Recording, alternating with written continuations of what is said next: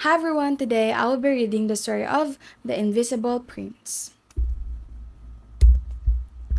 Once upon a time, the King of Great had a dispute with the goblin. As fate would have it, the king emerged victorious from the argument, which made the goblin so angry that he left the kingdom and set out to find an opportunity to harm his enemy. Meanwhile, as the goblin bided his time, the king and queen, who had been childless for a long time, became proud parents of a baby boy.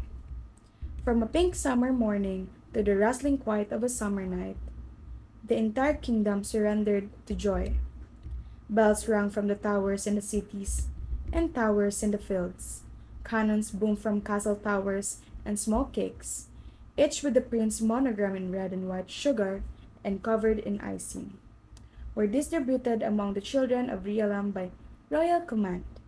Now it was the custom of the land that the Now it was the custom of the land that the heir to the throne be presented to the Now it was the custom of the land that the heir to the throne be presented to the nobility of the realm on the first day of the 7th week, and soon this day was on the calendar. On the afternoon of the ceremony, the scene in the great hall was significant. With thousands gathered together, the nobility of the land, all in ceremonial dress or rather trying to move, because the huge hall was packed to brim. Because the huge hall was packed to the brim. It was difficult, and I regret to say, but quite a few people fainted due to a lack of air. Protest cries, rebellious shoving, crumpled collars, and lost jewels. Suddenly, the palace great bell sounded a heavy and solemn toll. The ceremony was about to begin. Several messengers managed to open an aisle to the length of the hall, and when this feat was accomplished, the two high sergeants of the royal army opened the double portals leading from the royal salon. The two high sergeants of the royal army opened the double portals leading from the royal salon. Now, announced by a great ringing of golden trumpets and accompanied by jubilant thunder, on the palace, a noble procession slowly entered the hall through the gate. A procession of people entered generals, musicians, florists, and finally the baby. The wheels and push handle of the baby carriage were made of the finest gold, while the carriage body was hollowed out with amazing opal. Amidst a deafening roar of cheers, the procession solemnly made its way to a platform at the head of the hall. Suddenly, an invisible form fluttered in through a window, muttered something next to the baby's crib, let out a mocking goblin laugh, and fled unnoticed. After driving the baby to the center of the stage, the Lord Chancellor signaled for trumpets to break into the national anthem and leaned over the crib to take the baby and show him to the crowd. To his horror, the crib was empty. The little prince pillow was there, the turquoise bordered spread, and the rattle filled with seed pearls, but no baby. But the baby, where's the baby? Swallowed the Lord Chancellor, barely able to talk, barely able to speak inside. An uncomfortable pause followed. Excited whispers, suspicions, rumors buzzing through the crowd. Soon, as the truth began to spread, there was a great commotion. Soon everyone was busy looking here. Soon everyone Soon everyone was busy looking here and there, lifting edges of carpets, rummaging behind curtains, staring at the ceiling, and investigating corners.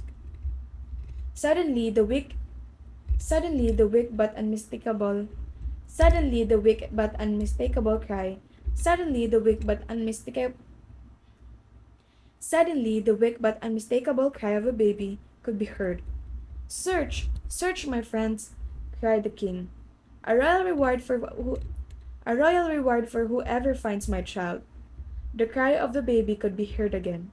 Where could he be? Suddenly a clever young court Suddenly a clever young court lady, who had searched the opal carriage, let a piercing scream, while feeling around the carriage, the While feeling around the carriage, she had felt the baby but could not see him. The terrible truth dawned on everyone. The baby had become invisible. Invisible he was, and invisible he remained.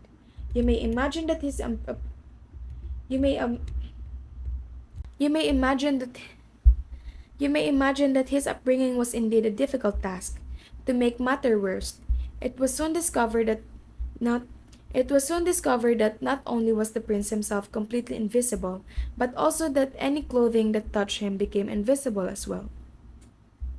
You could feel that the little prince, you could hear him, and that was all. So when he crawled away in the nursery, one had to either grope for him through the clear air, carefully feeling here and there, or wait until he cried.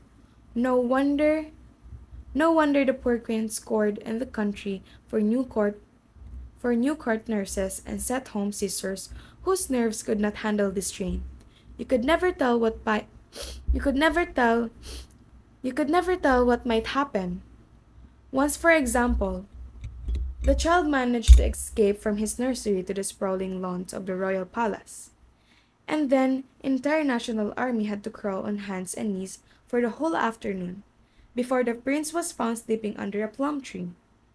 Now, when every attempt to undo the enchantment had failed, the king visited the wise men of Pansophoia. The king visited the wise men of Pansophia, a learned sage, a learned sage who sat in an armchair under a green striped umbrella at the crossroads of the world and gave advice to all corners of the world. This sage was dressed in the stately folds of full black robe. A round black velvet cap rested on the brown of his snow white head. A broad white beard was spread out on his chest, and on his nose was a huge round pair of glasses, over which he looked with a solemn authority. Starting from the umbrella, there was a strong line of questioners Starting from the umbrella, there was a long line of questioners patiently waiting in a single file, tens of kilometers long over the lo- tens of kilometers long over the rolling land, and disappearing, still unbroken, over the top of a distant hill. These patient, peop- these patient people made way of unfortunate king. After hearing the king's story, the wise man shook his head and replied, "The enchantment that binds your son is a powerful one, and can only be removed by touching him with the enchantment dispeller and all-powerful talisman that your ancestors, King Decimo, received from his fairy bride." "Unfortunately," replied the king, "the spell dispeller was stolen from the royal treasury 20 years ago. Can you not tell us who stole it? Can you not tell us who stole, or where it can be found?" "Was it not the only spell dispeller in the entire world?" asked the wise man. "It was," answered the king with a sad affirmative nod. "It was stolen from you by the master thief of the Adamant Mountains," roared the wise man. "And perhaps you can tell us where to find him," said the king. The wise man shook his head. "Ask me where the raindrop lies that fell into the river yesterday," replied the wise, "but do not ask me where the master thief lives. I do not know. Nobody knows. But as for breaking the enchantment, it is the spell dispeller or nothing. If only I could help you more." And the wise bid farewell to the king. But now I must tell you about the master thief of the Adamant Mountains.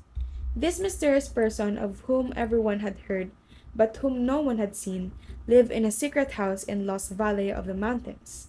A house so artistically formed and so cunningly hidden with vines and branches that birds were deceived by often came to perch on the chimney, mistaking it for a chestnut.